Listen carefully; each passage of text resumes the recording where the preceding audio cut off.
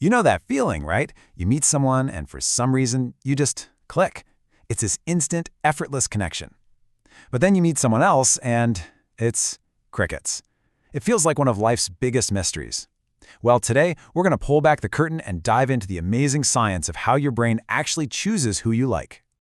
It's the question we've all asked ourselves. Why is it that you can have this amazing, undeniable chemistry with one person and then total radio silence with another?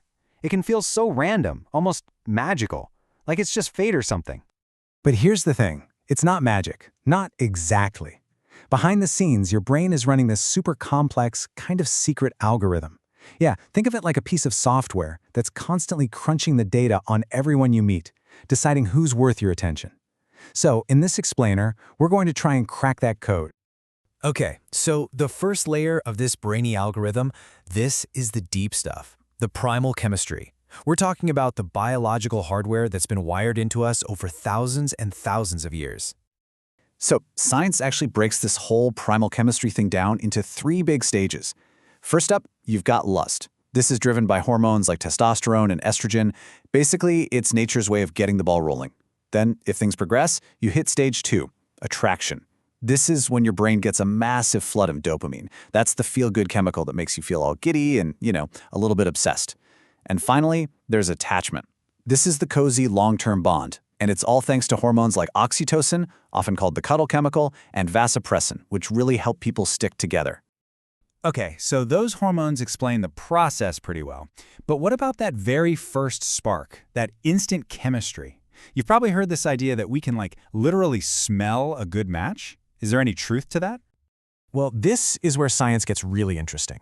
There was this super popular idea called the MHC scent theory. The basic thinking was that we're unconsciously attracted to the smell of people who are genetically different from us. The evolutionary logic was, that this would lead to healthier kids. It's a really cool idea, right? But here's the twist. When scientists did these huge meta-analyses, looking at all the data together, they just couldn't find significant proof that this actually happens in humans.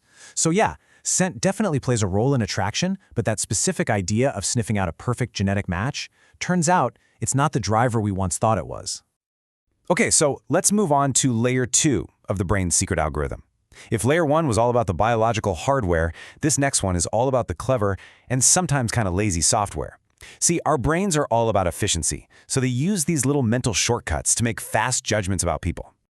And the first shortcut is something called the proximity effect. It sounds fancy, but it's actually super simple. It just means we're way more likely to form a relationship with people we see and interact with all the time. Just think about it. Your best friend at work? Probably someone whose desk is near yours. Your friends from college? Chances are you lived in the same dorm or sat next to them in class. It's crazy how much simple physical closeness can boost the odds of a real connection. And that leads us right into the next shortcut, which is totally related, the mere exposure effect. Basically, our brains just like things that are familiar. The more we see something or someone, the more we tend to like them. So, that person you see at the coffee shop every morning, at first, you might not even notice them. But over time, just seeing them again and again can make you start to feel a little something. It's like repetition literally breeds attraction, all happening in your subconscious. All right, let's get to the third and final layer of our algorithm, social proof. This one is huge. Our brains are always looking for cues that we're making the right choices, and one of the biggest green flags is similarity. We are just fundamentally wired to be drawn to people who are, like us. And get this isn't just some vague psychological idea, it's literally visible in our brainwaves. There was this incredible study where researchers put friends into fMRI machines and had them watch a bunch of random videos. And what they found was just wild. The brain activity patterns of close friends were incredibly in sync. I mean, their brains were literally firing in the same way. As the study put it, friends process the world around them in exceptionally similar ways. So yeah, that feeling that you and your best friend are on the same wavelength, it's absolutely real. But, and this is a really important but, this powerful pull towards similarity has a darker side. This instinct probably comes from a time when trusting your in-group was a survival mechanism. But in our modern world, that same brain shortcut can lead to unconscious biases. It means we might subtly favor people who seem familiar and discriminate against those who don't, even when we consciously believe we're being fair. And we see this play out in the real world in some pretty shocking ways. There was a landmark study where researchers sent out thousands of identical resumes. The only thing they changed was the name at the top. The results were staggering. Resumes with white-sounding names got 50% more callbacks than the exact same resumes with African-American-sounding names. It's a powerful, sobering reminder of how our brain's simple preference for what's familiar can have serious, unfair consequences.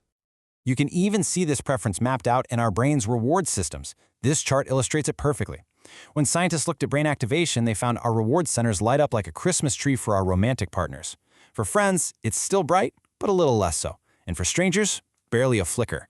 It's like our brain has this gradient of affiliation, saving its biggest and best rewards for the people we're closest to. So, okay, we've got primal chemistry, we've got mental shortcuts, and we've got this powerful draw to people who are similar to us. That's the algorithm, right? But does that really explain everything? Not quite, because there's still the X factor. That's what some psychologists call it anyway. It's that unexplainable, can't put your finger on it spark that science just can't completely measure. It's that unique chemistry that goes beyond hormones or shared experiences. It's that surprising connection you feel with someone completely different from you. It's a beautiful reminder that attraction isn't just a calculation, it's a human connection. Which leaves us with one last kind of mind-bending question to chew on. If your brain is the one pulling all the strings, running this powerful algorithm without you even knowing it, how much of who we're attracted to is really a choice at all? Something to think about, isn't it?